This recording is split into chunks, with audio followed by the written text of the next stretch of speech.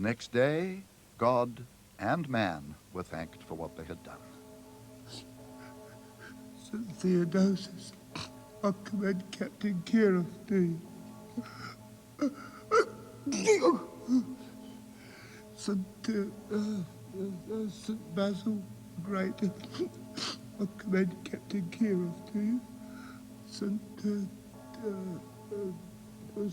Josephat Opalot, I commend Captain Kirov to you. His Majesty has been pleased to grant the Medal of St. Theodosius and St. Basil to Captain I.P. Kirov of the Palace Veterans Company. The citation states that during the night of the 6th of February, Captain Kirov risked his life to save a man who had run through the ice of the River Neva near the Platovsky Steppes. He ignored all peril and walked out to where the man was foundering in the darkness. The man was semi-conscious when reached, but Captain Kirov succeeded in getting him to the embankment and carrying him to the Admiralty Police Station. This award is made on the recommendation of General Sergei Kokoshkin, Chief of His Majesty's Police.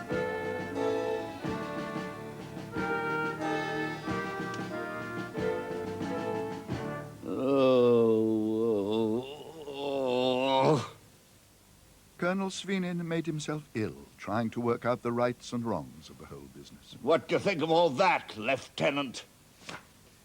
It's a miracle, sir, and a great day for the regiment. It's a lie, and you know it is. Yes, sir. Turn the lamp down. Yes. And get out.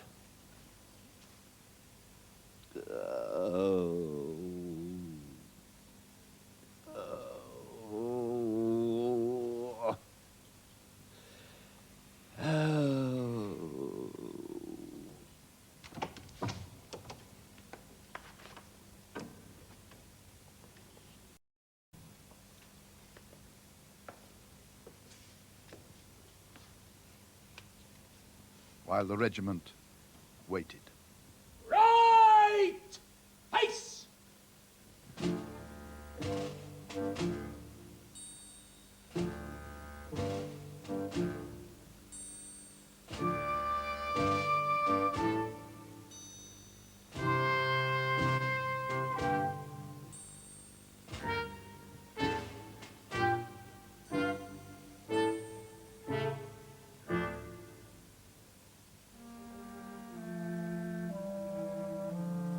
The third day was a feast day.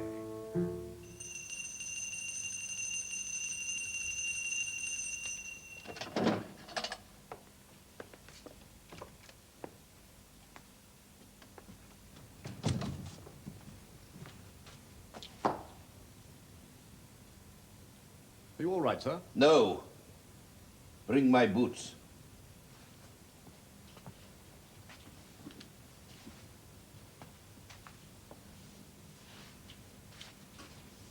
Captain Miller has asked specially to see you, sir. Oh. He's outside. Not now. I'm going to church.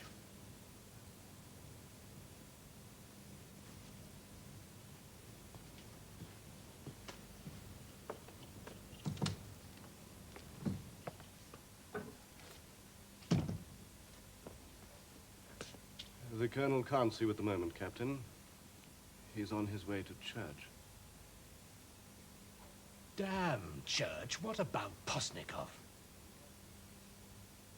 Who's Postnikov? Exactly.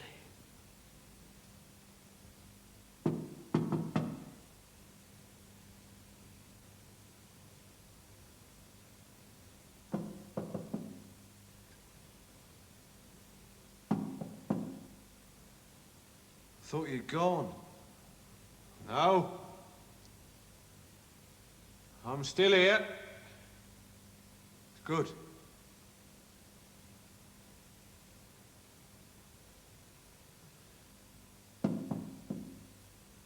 Yeah? Were you wanting something?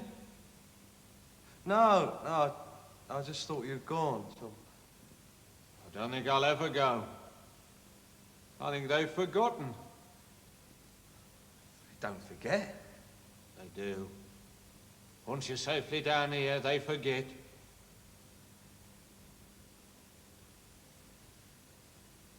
Did you get your leaving? No, I had 3 days to come.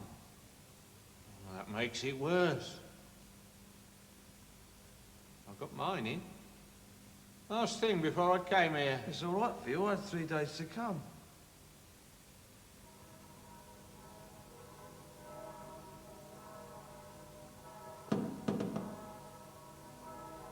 It's holiday today. Did you know? You an Orthodox, then? No, it's not that. No. Can tell by the bells.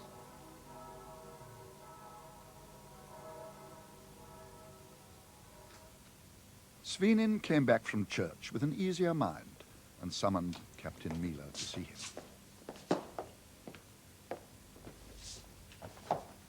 Have you been to church today, Mila? No, sir. Then you should. And so should every officer and man in this regiment. A cloud has passed over us.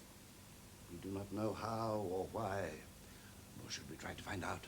We simply thank God. Do you understand? Yes, sir. And after God, we thank the chief of police.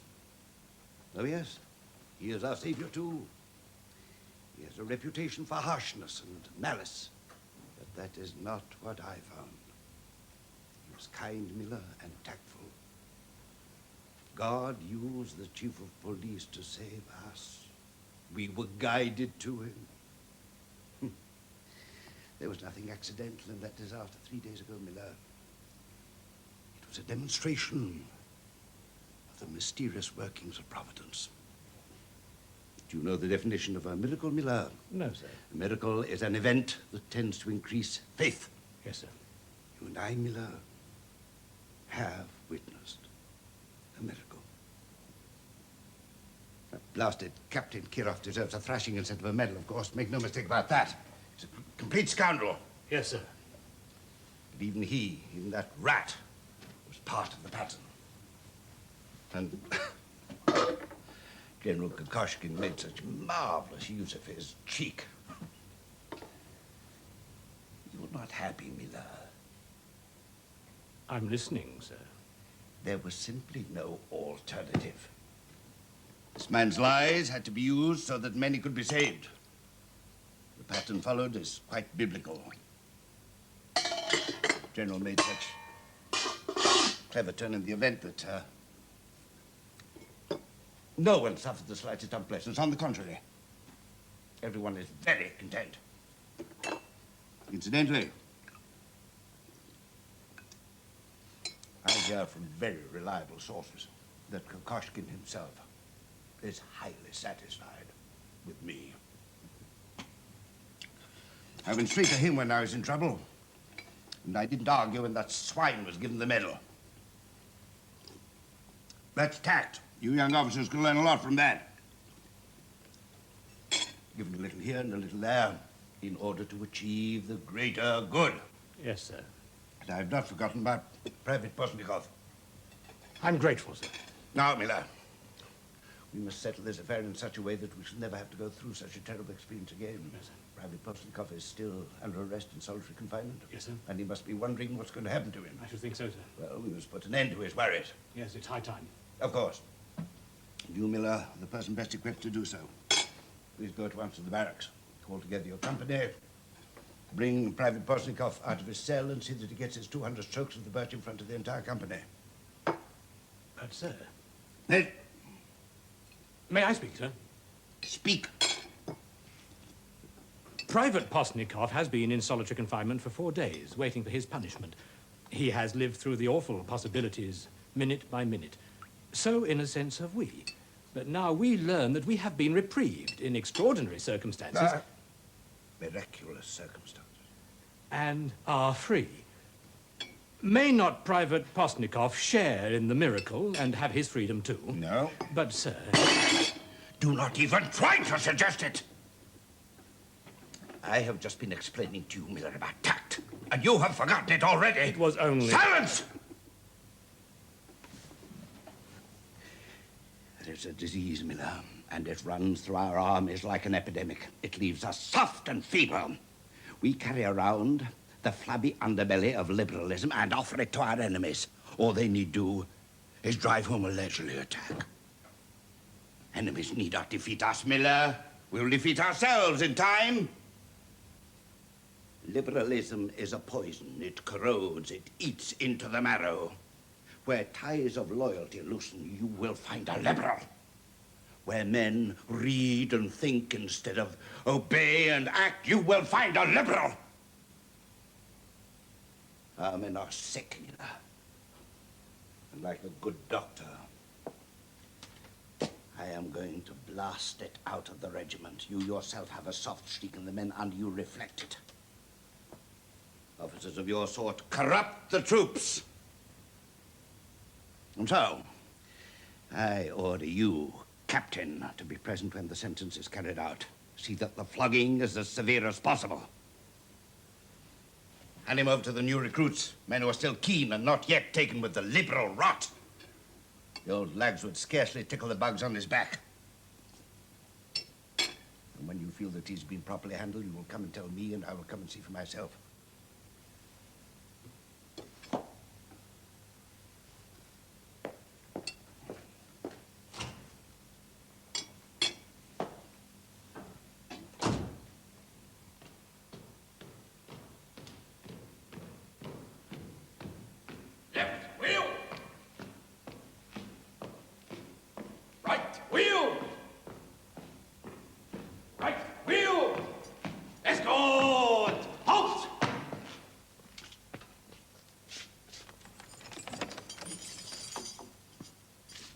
Prisoner, attention!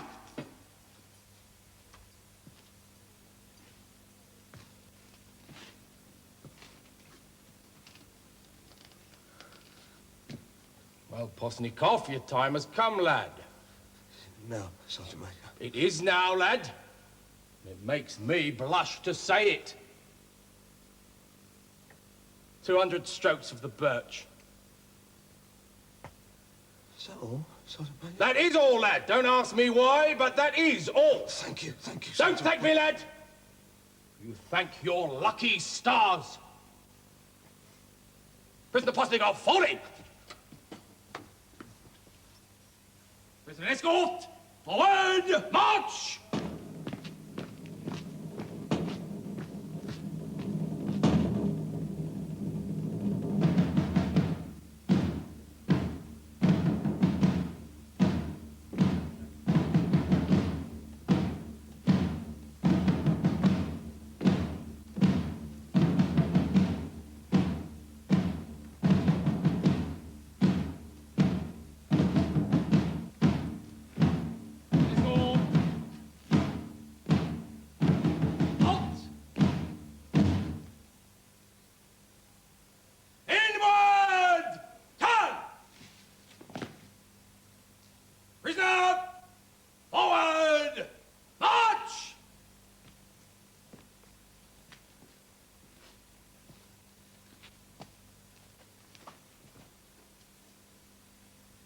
Right on that, lad.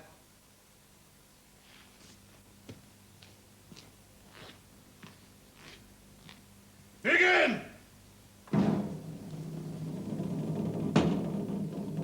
198! 199! 200! Sergeant Major! Is he conscious? Private Postnikov knows he has not been forgotten. No, sir! Take him to the regimental hospital. Where is the prisoner now?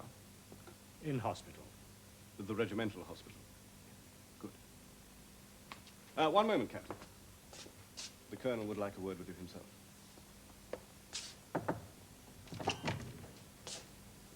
Ah, Miller, come in.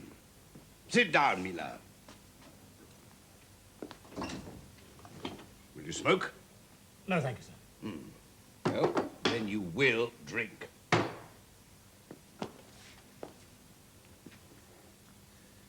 Now, Please understand, Miller, I am not concerned to explain or justify anything that I have said or done in this unfortunate affair. I am satisfied that everything was right and inevitable and tended to the greatest happiness of the greatest number. There's something the matter? No, sir. I was struck by your last phrase, which is the invention of a liberal English philosopher. I wouldn't be surprised, Miller. They're everywhere. Yes, sir. But they do not have a monopoly on good ideas. No, sir.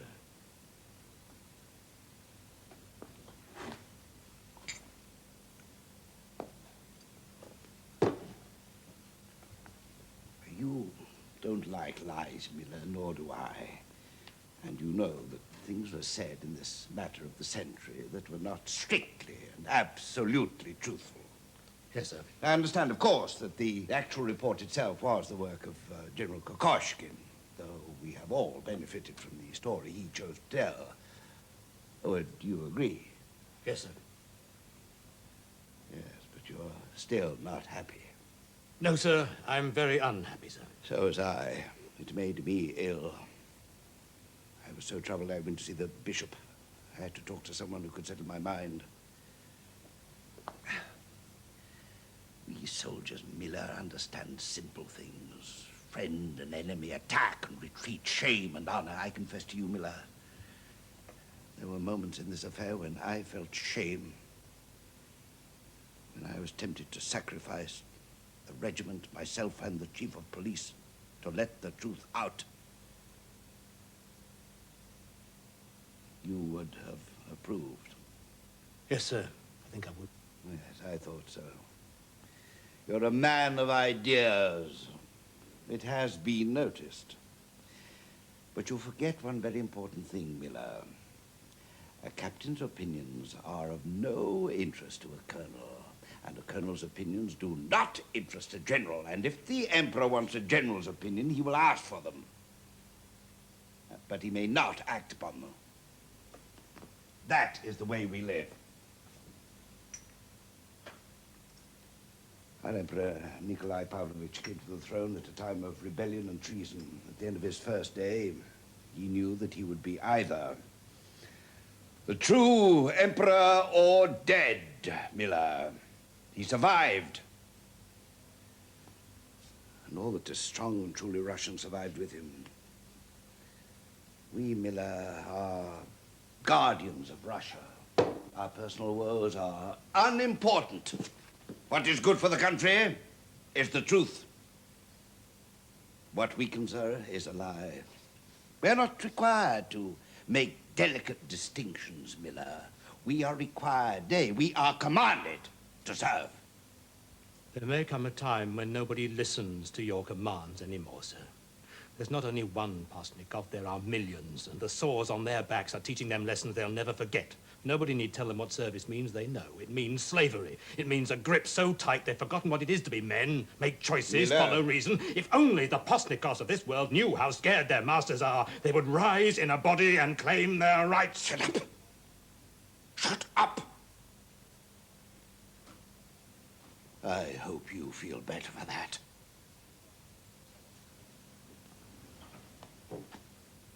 You need to look at me like that. The last thing I want is a regimental martyr. There's something on your chest as well to get it off, and better here than anywhere else. Tell me, Miller, are you an Orthodox? Not very devout, sir. No, well, it doesn't matter. The bishops are men of the world anyway. And a reading man. So, you should find yourselves talking the same language. I don't quite follow, sir. I've arranged for you to see His Reverence at 11 tomorrow. Perhaps you think I'm cosseting you, Miller. Well, maybe I am. Because believe me, you need a thrashing. I like you. You'll make a fine officer one day. With certain modification, you're dismissed.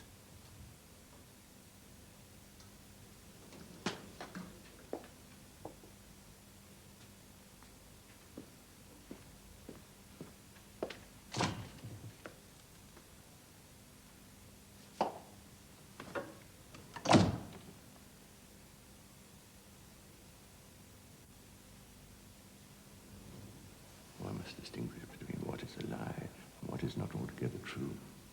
A lie brings about its own destruction. And what is not altogether true may be the quickest way to the full truth. Do you understand? I think so, Your Reverence. And what troubles me is something very simple. Tell me.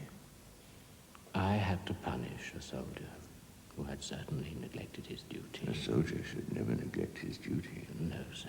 Then you are right to punish him. You can put your mind at rest. If he had been selfish, he would have stayed at his post. But he heard the cries of a drowning man and left it. He made the only possible unselfish decision. Isn't that holy? God decides what is holy, my son, not you. Now look at it this way.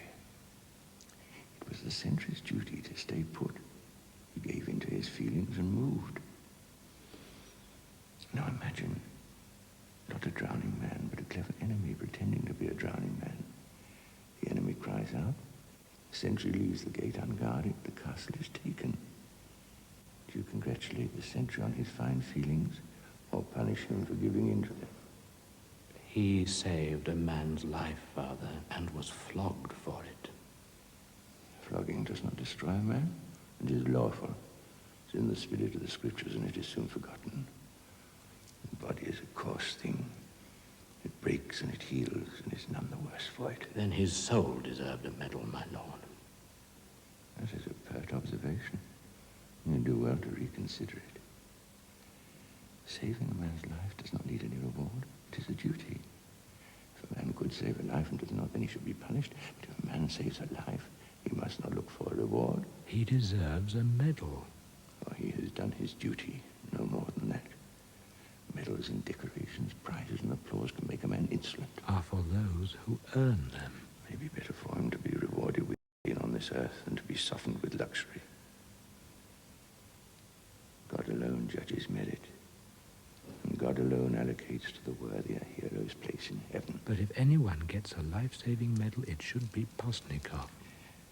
You are in very great danger, my son, like a man with a disease who can't see straight. We could lock you away, keep you in isolation. We prefer to keep you with us. Watch you expel the disease for yourself. Does that help to put your mind at rest? My mind is quite settled down, my lord. Then go in peace. And do not say a word ever to anyone anywhere about this curious business. I understand, my lord.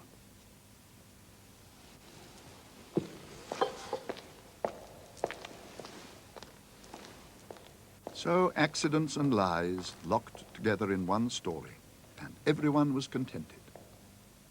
Except Captain Mila. As the days passed, he got more obsessed with the thought of Private Postnikov. His lacerated back, the blood soaking through his hair, his fingernails pressed into the palms of his hands, his jaw locked on a piece of army issue wadding. Postnikov had missed his medal, but he ought to know that one man at least knew the truth and would not forget it.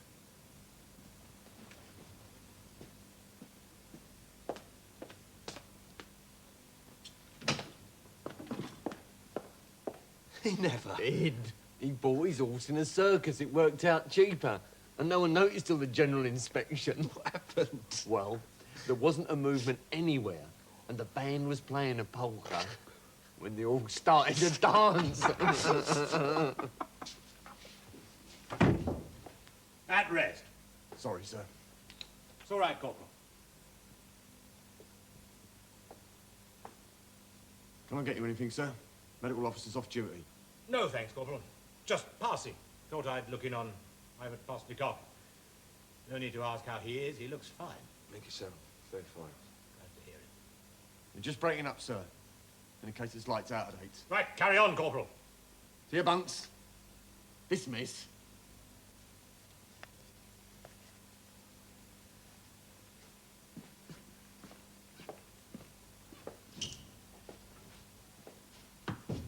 Back all right now, Postnikov.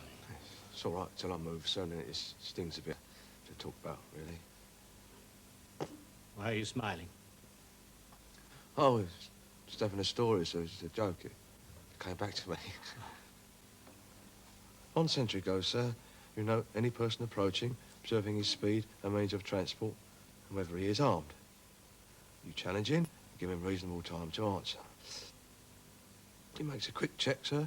Make sure there is no reason for him not to answer, like being wounded or gagged or foreign or deaf or something, sir. If he still advances and says nothing, you shoot.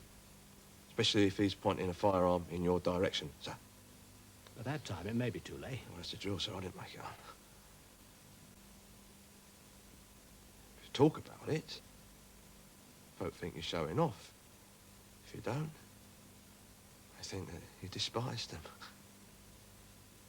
It's a dead weight, medal is. If you were to give me the choice between a medal and a stone of potatoes, sir, I'd take the potatoes. But you can share them out. That's no way for a hero to talk. No, sir, it's no hero talking. Don't forget that whatever happens, I know the truth. And if we had you investigated, then we'd all know the truth. Please, sir, I don't want to be investigated, sir. Just let sleeping dogs lie, sir. 200 strokes wasn't bad, considering. Might not let me off next time, sir. You may get a medal next Yes, sir, they'd give me a medal and they'd shoot me, sir.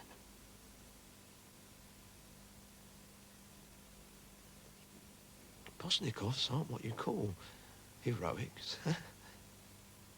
Not the pushing kind, you know. He don't cause trouble, sir. Just get by, so don't cause trouble. Be sir. quiet, Postnikov. That's enough.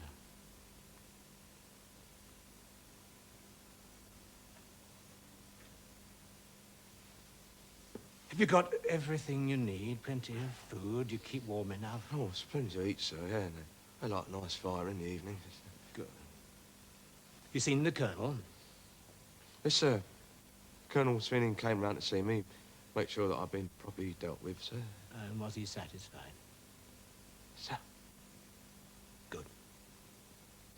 He's a wonderful commander, sir, Colonel Sweeney. You know, he spoke to me like a father, and he gave me £1/4 of tea and £1 of sugar, and he asked me if I was quite content, sir. And you told him you were quite content? Yes, sir. Quite content, sir. Thank you very much for asking.